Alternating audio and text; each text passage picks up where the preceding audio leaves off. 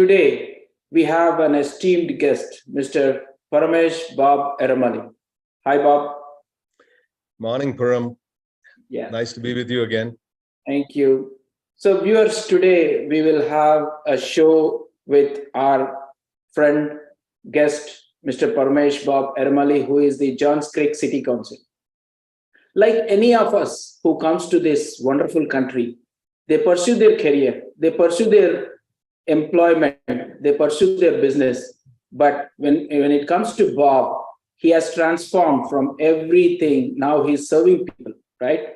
So let's get connected with Bob to know more about what is this city council, what is his journey to become a city council, and what his responsibilities. Before we know, let me introduce Mr. Bob. Mr. Bob, he is from Hyderabad, that is from Telangana. He went to the National Defense Academy. He moved to Air Force as a combat pilot, flying combat jets, Jaguars in various squadrons. He also did an employment like all of us. He consulted with many of the great companies like Blue Cross Blue Shield, Bank of America, Experian, Bell South, Lockheed Martin, and almost for 10 years he has continued his job. Then slowly he has transformed from his job into the business. He is a business owner and his wife is a doctor, and he has been into the health industry for almost 17 years. He operated Med clinics in 5 different locations, and as a small business owner for 14 years, he has met and overcome the hurdles of varying severity. During this stint in the military, was actively engaged in defining tactical operations for various operations and support roles. Bob currently works with youth to motivate them and channel them to A-grade schools through his personal efforts. Bob calls Georgia his home from 21 years. He moved to Johns Creek to close his temple, where he is an active member and works extensively with youth. He has been asked to assume the role of directors for many of the HOA board as well. He and his wife Shamala are married 34 years ago, and he has a son, Nick Eramali, who is practicing attorney in Atlanta. Wonderful, Bob. What a journey. Praveen, I wish my wife was around to hear this glowing introduction. I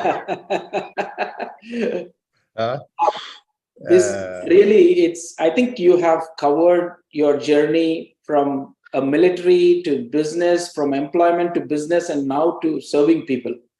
Tell us more of your journey. What is this sparkling moments? Why did you come to the public serving a member of Johns Creek? Tell our viewers, what is your inspiration, motivation, and what is your journey? Thank you. That's barring a nice introduction. You're also a fine friend. And for the viewers, I must tell you, Praveen himself has achieved a lot, especially working with the youth. Before it becomes a mutual admiring society, let me get to your question. So it just happened that growing up in Telangana, I was very close to Begumpet Airport. And every time I see these planes flying overhead, I said someday maybe when I apply for National Defense Academy, they asked me, what do you want to become? Join the Army, Navy, or the Air Force? I just remembered that the planes which are flying overhead, maybe if I choose Air Force, I'll be staying in Hyderabad, Telangana. That was such a paradox. You do know that our friends are up in the north, Pakistan, China. For the next 14, 15 years, I was all the time on the borders. Never did I come to Hyderabad. I came to Hyderabad only to retire. Wow. And from there, so that's what, that was my journey into armed forces. Apparently, nobody in my family ever joined military. I don't know. I think I probably didn't want to join the AP Secretariat where my parents were working. So I wanted to do anything but doing that. So that's how I went to join armed forces. Once I finished my tenure in armed forces, I came to this country. As you rightly said, we all have an American struggle, American dream, but struggle comes before the dream. So it does happen that when you come to America, you have no relatives, no other support except yourself. You work, you eat, right? That's when I moved to software. And again, hats off to some of the compatriots from India, my friends, who actually held my hand and taught me that. And for 10 years, I had the privilege of working with Fortune 500 companies, which you outlined. One of the things which you learn when you work for these companies is how to marshal resources and form very effective teams. That is what I saw when I was in the Air Force. In the Air Force, just to let you and your viewers know, we never go alone into enemy territory. We always have 3-4 people because we want to cover each other's back. Absolutely. So that's where safety lies. Same way here, what I learned was how to marshal resources, how to make sure everybody is an effective member of this team. And when my wife opened her second clinic, she said, "You need to come and work for me. It's getting too big for me." So that's when I shifted from being an employee to being an employee with my wife. And this employment was 24 hours a day, both off work and on work. You continue to work. And as you said, in the Air Force, one of the things which people may or may not know is you got the mission and you got it done. There is no questions asked. Same thing happened in private enterprise. When I joined this thing, you go to the office and one day your wife says, "Hey, your roof is leaking. One of my patients' room is leaking water." What do? You're not a trained roofer. But that's when, you get into the act and you start marshaling resources and then you address the problems. So this was an ideal kind of situation, which, all the while, even in the Air Force, when you land in a different, what happens is most of the time in peacetime, we stay around 150 kilometers inside the border. Mm-hmm. But some alerts do happen on the border, depending on what's happening across the border. So then we move close. When we move close, those airfields got bare minimum resources. And most modern aircraft are extremely sophisticated. They need a lot of infrastructure. So those are the things which we need to get done. Imagine sweeping a runway. Because if you find some stones there, they get sucked into the jet engine and that plane is effectively written off. Absolutely. So starting with whether you're working glass cockpits or cleaning the runway, you got to get it done. So this is something which Air Force teaches you. Air Force, Army, Navy. Imagine a ship. On the ship, you don't have something, you live with it. Absolutely. You manage without it or overcome it. So that's the thing which very, very clearly comes to fore when you're serving in the services, because you're always operating in an uncertain environment. So all this came to my help when I was running a business. So there's a definite degree of comfort level that you expect things to go wrong, and that's why the business positioned you. Coming to the journey into politics, it so happened after Floyd George incident happened in Minneapolis, there were a fair amount of riots which were taking place. Unfortunately, the cause is it's a very dastardly act which happened, no doubt about it. People who were militating against it were also well-meaning people. Mm-hmm. But you do know there are some criminal elements who look for these kind of opportunities to inflict damage on the weak and vulnerable. One such thing was the community which I live in Johnsbury is a beautiful community where when I joined this community, I lowered the average age to 58. Wow. 85% of the people were above 80. So when this riots happened, all those people said, no, we'll defend ourselves, we'll get guns, we won't let any rioters come in. That's when you realized you need to have a better control over the city. Mm-hmm. You need to be in a position where, should such thing happen, we should be in a position to control it right away before these guys do any damage. Because it's so easy once you acquire a moniker or a label that this city is not up to snuff. This city is not really guaranteeing security, which is the bedrock of any civil society. Whether it's commerce or day-to-day living, you expect to live in peace and quiet and in happiness. And that can be only, so that was one of the main motivation for me to make sure. You must have heard 2 years back, even today, as late as 2 days ago, Buckhead City, they've just restarted the program for it to be seceding from Atlanta. The reason being the deteriorating law and order situation there, and they have no control over it. Excessive scrutiny of the police has caused a lot of police officers to leave the service, and those retiring are not re-signing. So what is happening is we are perpetuating that problem. Meaning you're losing good people, you still need police officers. The only guys left are other people who are not wanted. So you again get police people who have substandard quality. So the idea is to start with, you should not leave good people. Make conditions in such a way that it does not affect your day-to-day operations, especially law and order. So that's what was my prime motivation. And you know, the very first year when I was on the city council, John Street got the distinction of being the safest city to raise a child in the entire United States of America.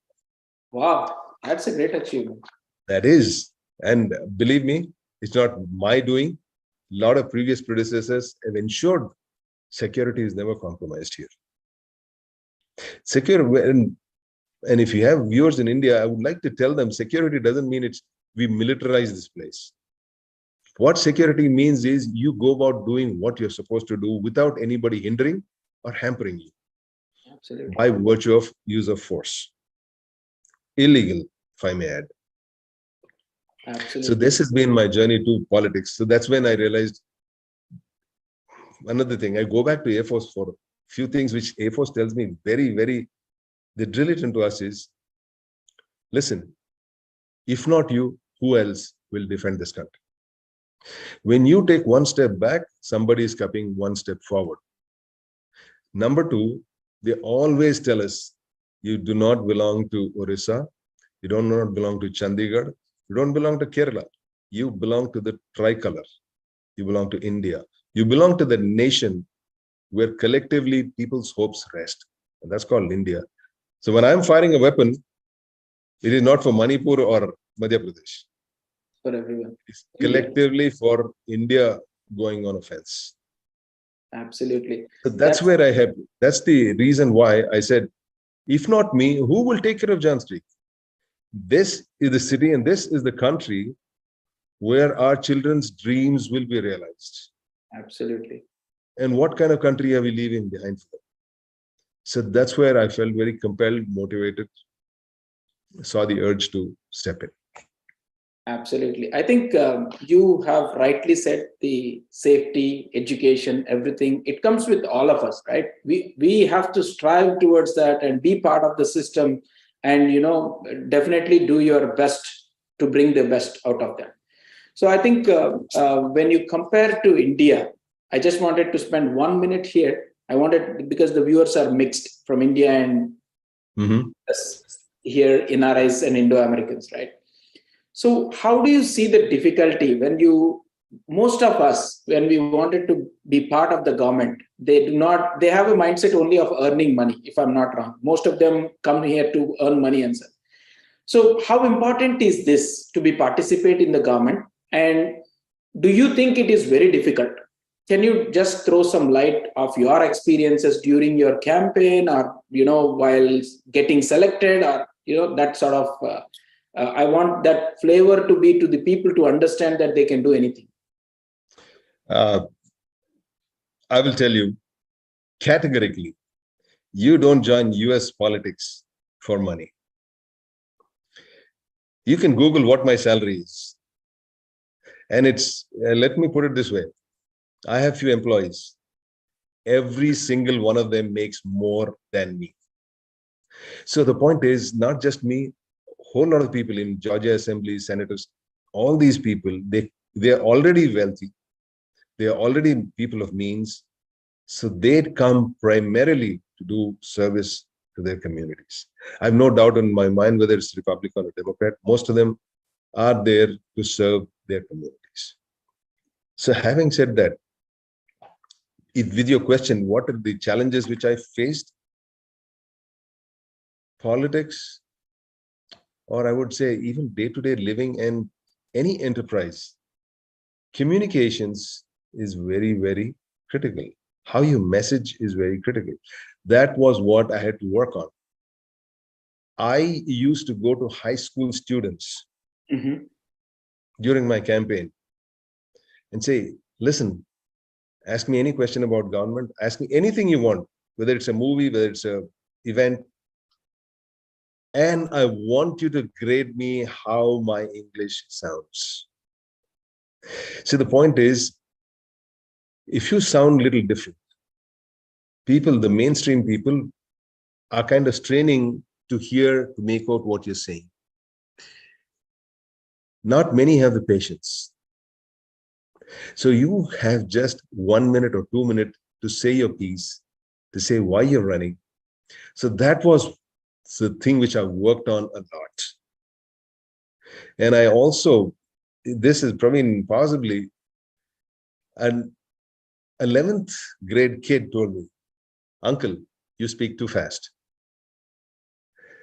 I said, that is something which afflicts most of my people where I come from. We do also have the habit of saying each word specifically, whereas people here have got a flow of how to say their sentences. But that is it. I had no bones in learning. You have to learn. Every new skill comes with a new set of learning. That was one of my main challenges. I also want to tell you this, while there is a lot of physical effort in running a campaign, it is a highly intense, time-bound set of events which have to happen. You are looking for people who will work with you. You're not looking for people who say nice things. You're looking for people who will run with you. And you become a good judge of characters. You know who the people who will actually say they'll do this and they'll show up and do that. Absolutely. Don't we all want that in any endeavor? And Absolutely. most importantly, and Praveen, you and all of us are aware, you saying something is different than you leading what you're saying, or you living that what you're saying. So that is what is very critical. People find out very easily. Or you're just saying it, or you're saying it because you believe in it. So those are the things which, and it always helps. And I think, one of the reasons, maybe this will come in with your question subsequently. One of the main reasons why I got engaged in politics is, America is a superpower, #1 country in the world, bar none, in terms of militarily or economic or innovation. You look at the Tesla, the man came from South Africa, from Canada, came to USA and built one of the largest companies in the world. And he's the #1 richest man. Look, what about Google? Sergey Brin, his parents are from Russia. So this has been a country where it's not innovation. It is also innovation. It also is the ecosystem which the politicians help build. What I meant to say is you have to have the best scientists, the best brains, and also the best kind of politicians. Absolutely. Who don't tinker with the system. It's very easy and attractive to tinker with the system so that this innovation is kind of takes a back step. That is what I want our kids, any kid, if to say, hey, this man obviously doesn't look like he's a Native American, native to this country, but he has stepped up and doing our kind of work. I should be doing it. This is what I want my fellow Caucasian people to look at me. People who look like me, the kids who look like me, they should take inspiration that if he can do it, I can do it. Absolutely. I And think that, Bob brought up very good points, inspirational, motivational things. As you told one thing about communication, I would definitely see that most of the viewers already understood, right? Coming to this country, being part of the Americans, your communication is always, definitely there is a lag. And I would also want all of us to understand and how to build that in our new generation, right? yes, As a part of this NRI ecosystem, I'm also thinking that these youth, through you, how can they have one classes to Indian maybe high school graders to talk to them, right?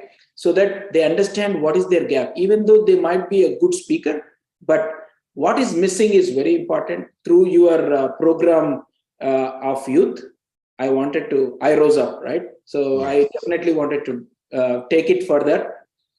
And Uh, before we go more deep into your role, I would always, people ask me, youth, right? Hey, do you have any project work for my kid, right?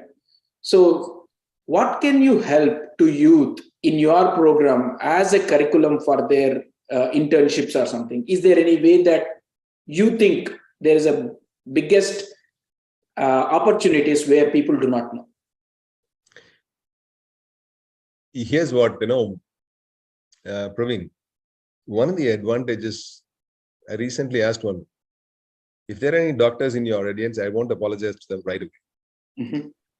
This is just an example which I quote. I asked one doctor how many people he sees in a year. He says, I see around 2,000 people. I just didn't tell him that, but I wanted him to know, your viewers to know, every time I'm sitting on the bench and legislating, I affect the lives of 85,000 people of Chance Creek. So that is a huge opportunity. It is also comes with fair amount of responsibility. This is what I want the kids to understand. What do I call them kids? The young adults, to understand that everything comes with a price. You are doing very, very well in your academics, because of which you get admission into very good schools. What you're not realizing is this. You just mentioned NRIs, the word NRIs. Every time I do a free, every time I'm mingling, I'm trying to introduce the Indian community to people, local people, I always start to tell them, look, the top 10 CEOs in technology in USA are of Indian origin. They are now melded so well with United States ecosystem that their talents have come to the fore. But the point is, I want our students, our people who look like us, youngsters, to know that they are part of this big tree. They may think of as an isolated leaf at one end of the tree. No, you and my generation, yours and my generation, are the trunk which is supporting these people, which is giving them that terrific values, great culture, from which emanates so much of their success. I am not discounting their hard work, but it also is on a soil, very fertile soil of nice values, which we as parents give them. So my point when I started this I Rose Up is, when they leave your comfortable houses, they're thrust into a place where they're meeting so many peers from so many places. You don't know how all the others are, whether they hold the same values or whether they're, it's not just a question of values, age is also an issue. They'd like to experiment, they sudden found new freedoms. They like to experiment and start acting grown up and at times act irresponsibly. I understand, I don't want to elaborate anymore. When that temptation comes to exercise this freedom, or say bad choices in freedom, I want them to remember what is ahead of them and is it worth it doing what they're doing. So that's the reason why, one of the main reasons I Rose Up I rose up. It is a verb. What we meant by that is I rose up against mediocrity. I rose up to excellence. I rose up to, you define what you want. Absolutely. That was the, so therefore, when we have these kids who are coming, we meet once a month. I expose them to some high achievers. Like you also know that the American Association of Physicians of Indian Heritage is a very powerful organization. They're the single largest bloc in American Medical Association. And it so happened, RP president was from Georgia. Yeah. So when Dr. Sudhakar became the president, I got all these students to go talk to him. You mean to say this man didn't have temptation when he had a choice whether to read or to go and play with his friends and do worse. But he chose to read. And today, he's such a successful gastroenterologist. And he lives the American dream in a very enviable lifestyle. So there's always a price. And I want these people to understand that people like Dr. Sudhakar are there whom they can tap into. There are people like Praveen Puram who's doing this messaging to the community. So idea is they should leverage their connections. Absolutely. They should understand there are several people who can extend a very, very helpful hand to them. And why do they do that? Because till their last dying day, they will always be known as Indian Americans. Absolutely. That label is always going to be there. So so they should accept it and take advantage of it. That's the reason why we started this iRosa. So they should be part of this big ecosystem. Sure, Bob. I think the viewers are watching. Definitely, we need to make them part of the iRosa. And moving on to more on your responsibility. So you have been like close to 2 years in the about council. a year, a little more than a year. Little more than a year. Tell us 5 important achievements you have been watching throughout your campaign and you have did. So just throw to your viewers what are your achievements you have done, the progress in Johns Creek City Council. Wonderful. Praveen, can I take 30 seconds to finish my last question? Sure. Like what, when growing up, I wanted some great opportunities so that I could here. Ever since I've been in the politics, now I know some judges.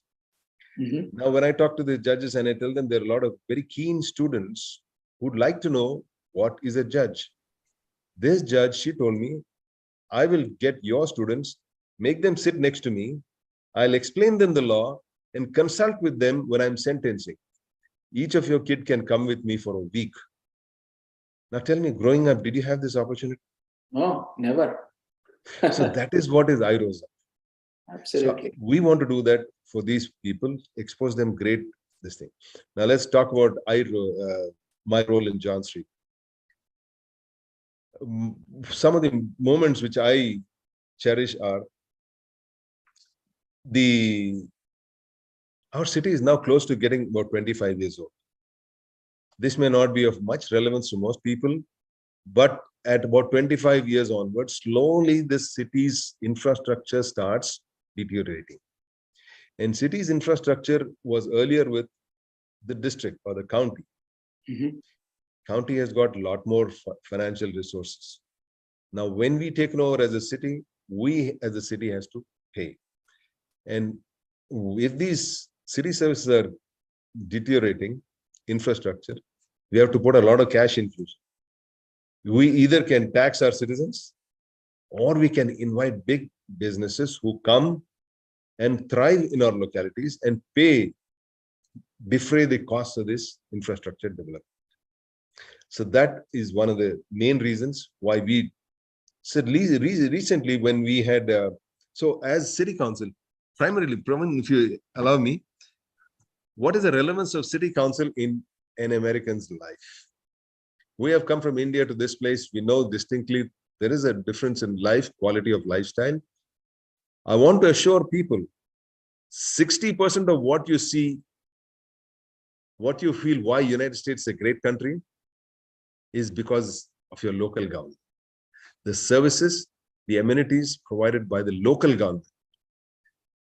That is where most of your comfort lies, or most of your irritant points will be. So that's where, when I joined that place, I realized I have this opportunity. So especially as I talked to you about infrastructure. So what happens is, suppose a big company comes here, he wants to locate it here. So they come and apply for their permission. When they apply for the permission, the city engineers go through their plans and then give it to something called a planning commission. The planning commission sees the relevance of this business, how it should well fit into the locality, to the character of this place, and then their recommendation. So once it just happened that on a very flimsy ground, an Indian dentist was denied, very super specialist he was denied permission to establish his business in John Street. When it came to us, then finally the last piece of the puzzle is the city council. We are the people who actually give them the permission. We bless them. That is our responsibility.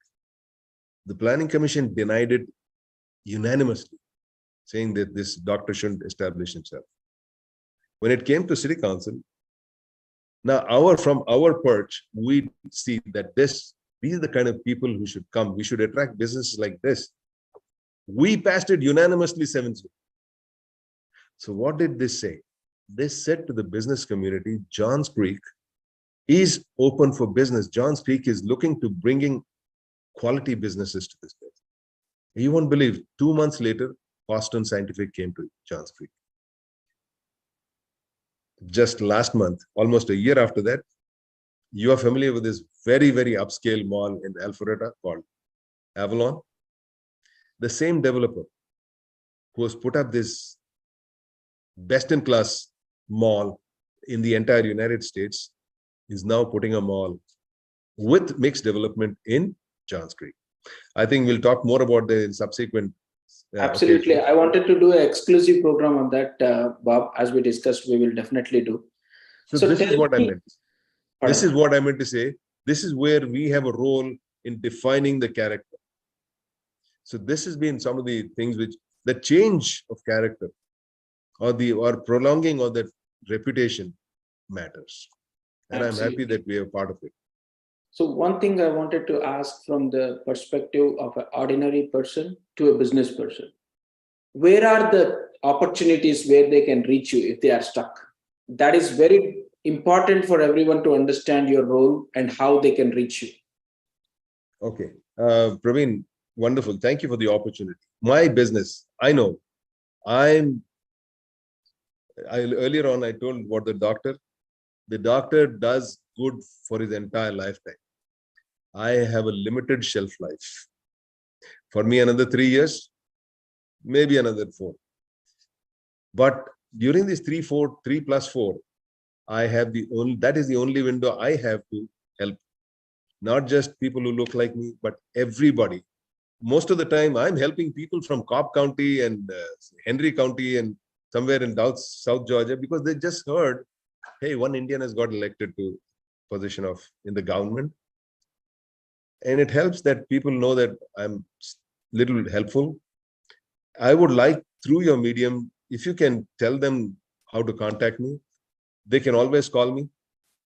And here is what I also want to tell you. There are certain misconceptions because of which their ventures, their how do I say, their interactions with cities and government gets delayed. That can be removed by a word to the right people. And to the right people, I explain, hey, this is the reason why this man is, or this person is applying in your city. So it does help. And if I can always tell you this, if it's legal and honorable, every other politician will listen to us. Absolutely. Because they understand. We are, at the end of the day, we are all Georgians, we are all Americans. If he knows why, the reason why I'm intervening is, I'm just removing certain misunderstanding or miscomprehension. Absolutely. So definitely we do have a role. Just the other day, one of the topics very dear to me is these parents and kids who are differently abled, special needs kids. I just spoke to the education department in your county, and I'm just part of one city in your county. And I was so happy when that lady called me up and said, Mr. Bob, thank you. My kid was in the right class, placed in the right class. These are small things, but for them, that changed their life. Absolutely, Bob. That those are the touching points. People do not know whom to contact. I've been in number of situations like that, people reaching out to me for help, and I ensure that I write an email to the right people. And if it is right thing, definitely I have helped him. So I will continue to do. This is the medium for all my viewers as well. They can reach out. That is the reason I'm bringing people like you onto the show to explain that we are all there to help them in any aspects, which is very legal and good to do. So, in the similar thing, I wanted to also understand recently, Johns Creek has celebrated Diwali, which is a very good milestone after you and Dilip coming on board. So, tell us more about how people can join in any aspect. It might be a voluntary, it might be a committee, it might be anything. So, tell us more any avenues, what is your plan to pull more people into the voluntary or into the committees to make more effective among the Indo-American community, especially. Excellent idea. Excellent idea. Before people forget, Mr. Praveen himself is part of a citizen advisory board in Forsyth County under the sheriff department. This is what is, I mean, not just saying, not just talking the talk, but also walking the walk. Praveen, thank you for your service. When we met at the sheriff's office, I was so happy that somebody has stepped up to this extent. And the way you're saying, you write emails to others, terrific. More power to you. And if I can be any help to you, if you want to leverage my connections, feel free at any time. And talking about opportunities for Indian, not just Indian, any kid. Let's put it this way: any kid, anybody. Point is, just the other day, one legislator came to me and said, "Hey, we have something called paging in the capital, Gold Dome, or where the government is." So before he finished it, I already sent it to about 25 kids and said, "Hey, you need to be part of this. You need to understand how the levers of government work. You need to rub shoulders." My point is this: I don't mean to knock on McDonald's or Burger King. If you are exposed to Burger King, you'll know how to make great fries or burgers. But if you get exposed to some of these high quality individuals, you learn to know how they think. And believe me, they're the people who create opportunities, and you need those opportunities. So you should be knowing them. So these are kind of things which I open up to people. So moment I get to know anything, and talking about the Diwali and Lunar New Year. Lunar New Year we celebrate as a Chinese New Year.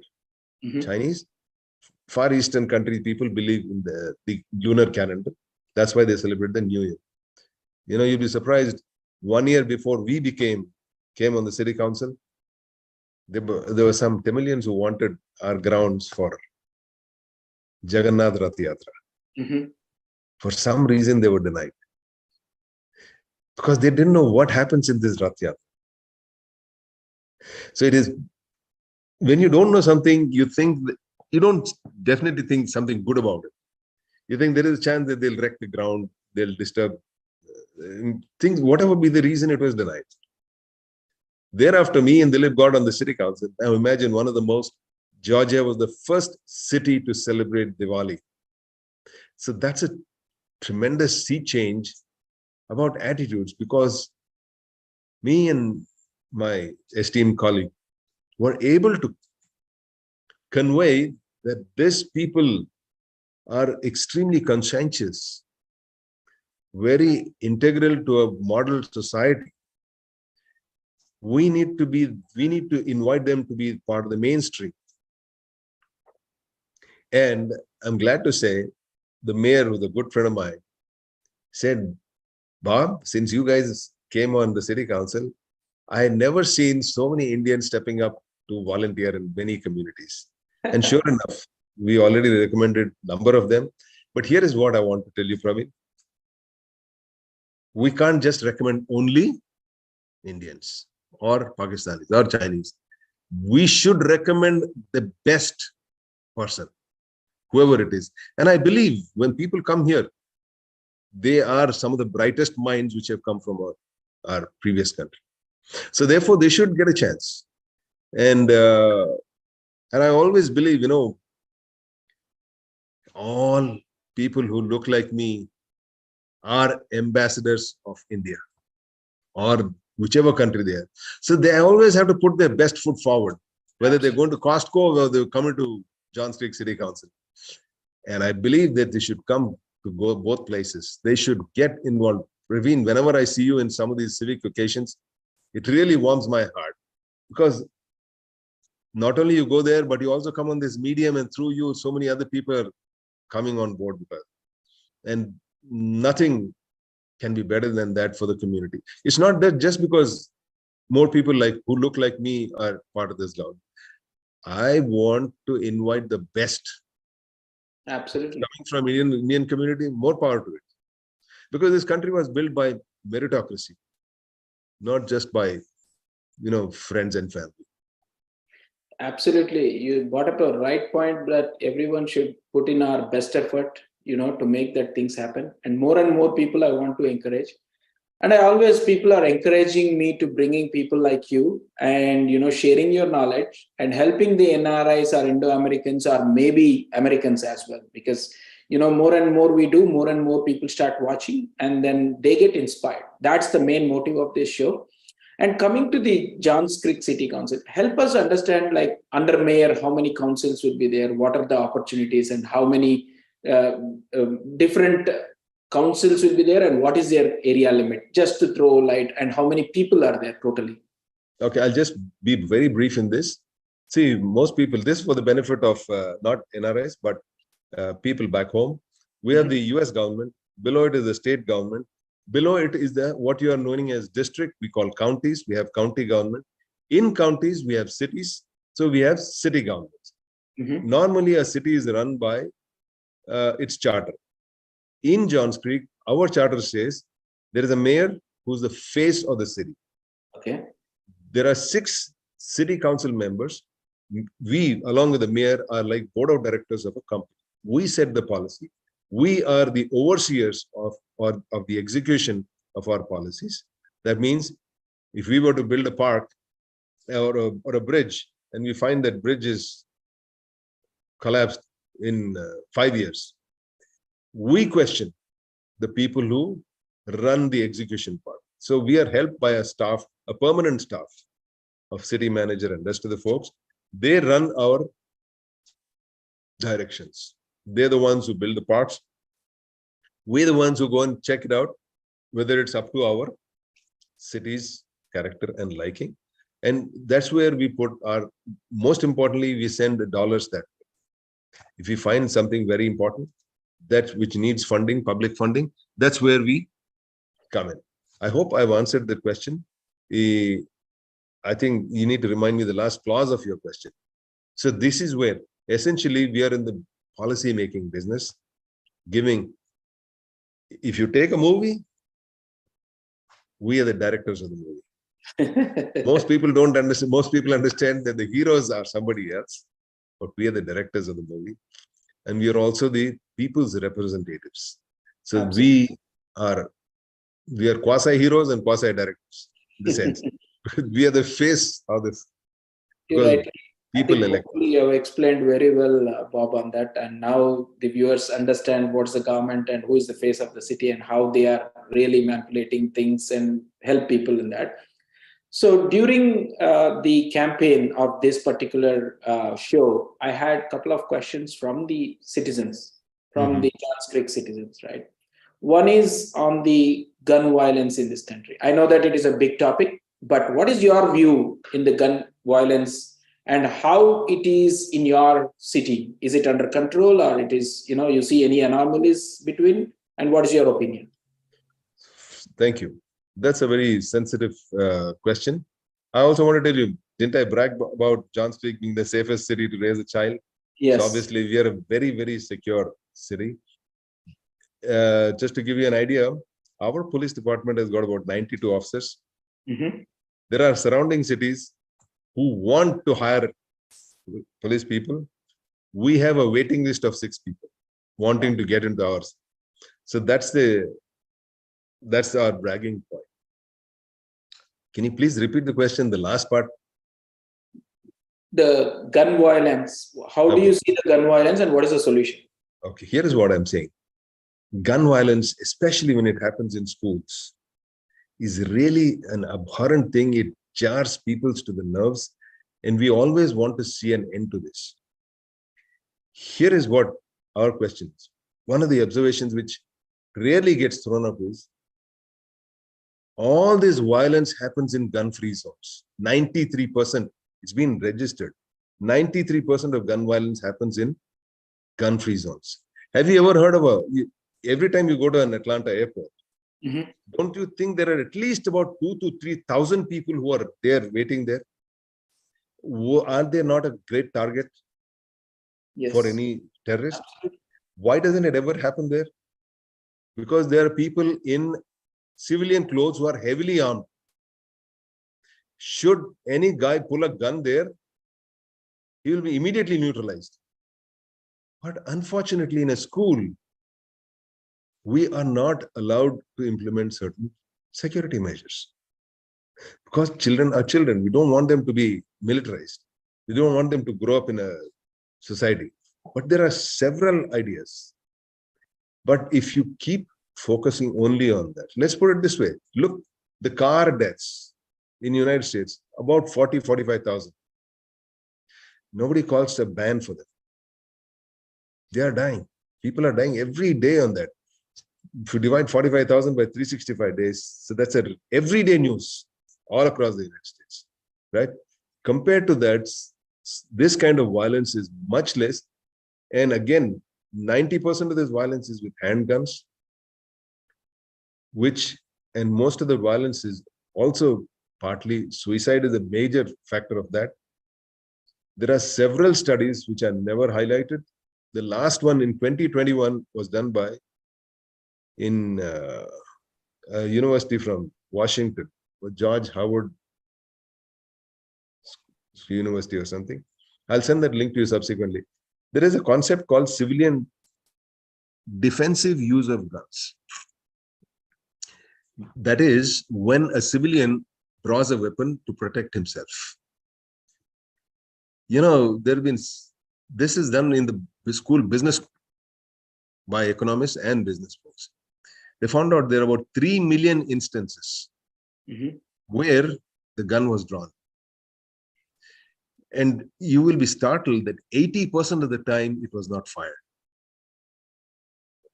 So that means 80% of the time crime was prevented.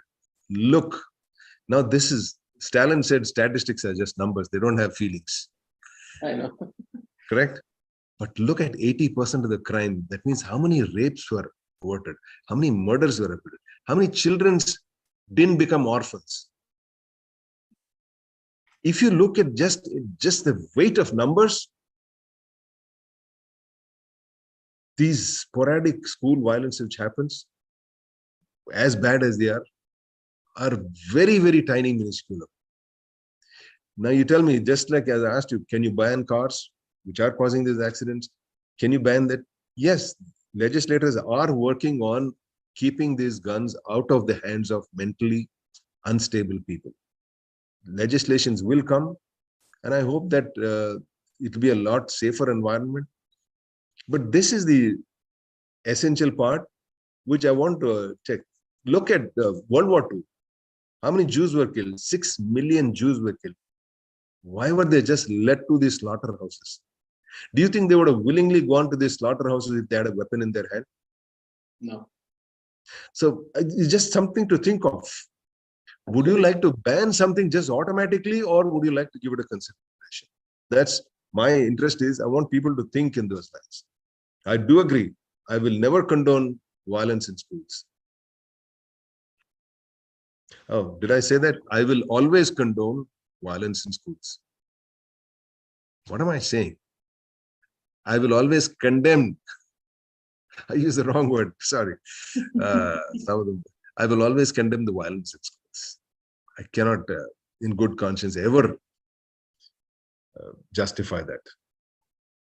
Absolutely. I think you explained it very well. Hopefully, more and more solutions around gun violence happens, and we have a peaceful life altogether. That's what we all have to expect. And what is our part? We have to be thorough on that. That's in our control, right?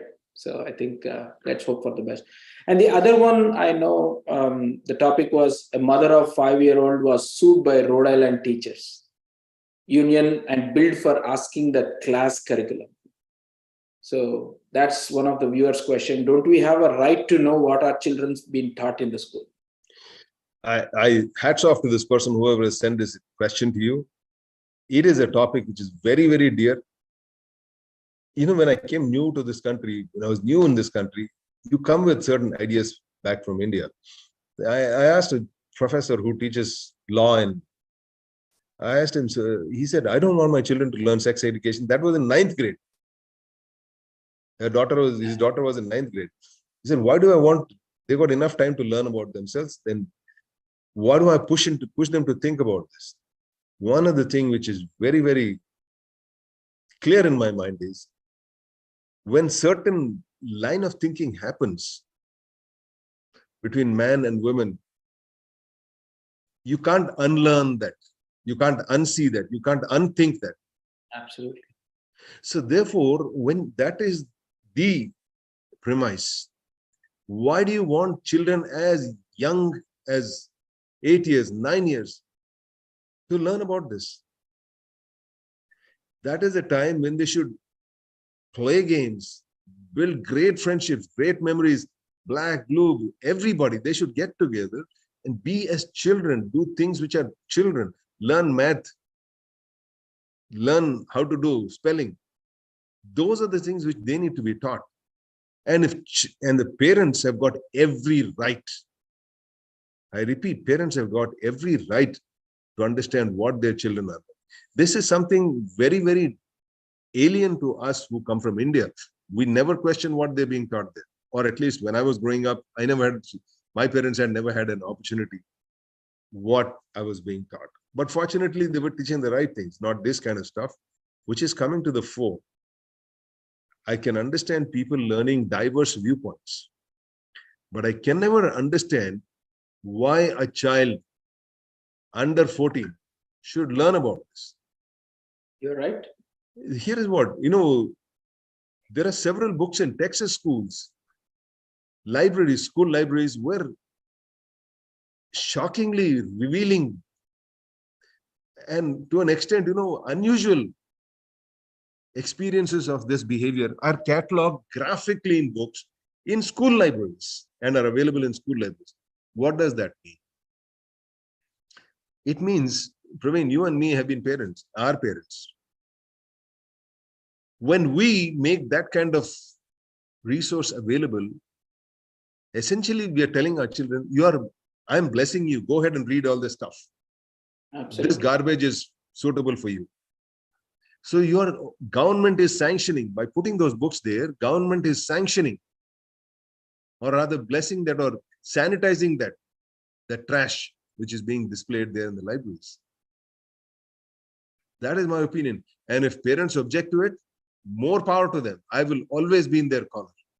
I think you have brought up a good point, Bob. I think we all need to understand what is required, what is not required. The availability of digital content is too much now. We couldn't control them. I think probably this calls for me, you know, how we can interact with the officials in a monthly fashion. So next I will plan with you how to engage people with their problems, not to sulk about it, but what is the solution? How can we solve them together? So let's plan out something, because I see that a lot of questions coming in. I know that 30 minutes is already done. So we will definitely have a follow-up call in future, or we will have a monthly session where you can reveal some happenings in the city, and people as a parent, citizens, as a business owner, as a responsible citizen, they can be part of these discussions and ask their questions. So if you are open, we can plan for something. At Sure, least can- I know most people will not show up, but we will try with the limited people. We will see how this will go. Sure. In closing, I just like to add, since for you and me, youth are very, very critical components of our life and our future. I always want to tell them, especially our younger audience, please choose your friends carefully. Yes. Friends are like buttons on an elevator. Some take you up, some take you down. Wow. So Nice. please choose your friends carefully. Right. Right, Bob. I think finally a great message from you and a great learning from you. And finally, before we close, what is the message to the community? My message to the community is very clear. Stay engaged. You are one of the finest components of United States of America.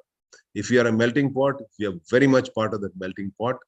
Do not think of it as being disloyal to some country of your origin. Your kid's life and future is being made here. So stay active, stay engaged in the process. That would be my message. And especially engage in the process means process of education and process of government. These are two things. I'm not competent to say what the economic and all that you are capable, your skill set will take you where you are. But as a community member, stay engaged in the education process as well as government process. This is my two main takeaways for Thank your you, Bob. audience. Thank you so much for your valuable comments and the knowledge what you have shared. Viewers, I think it's time. Again, thanks to Bob for spending his valuable time with all of us to educate us, to give some solutions as well. And all the viewers, I would say that please encourage to see these videos and also bring up what you need in your day-to-day life. I'm more than happy to bring them onto the show, explain, share the knowledge to you, and facilitate you to smooth your lives. With that said, have a wonderful weekend. Thank you, Bob. Thanks, everyone.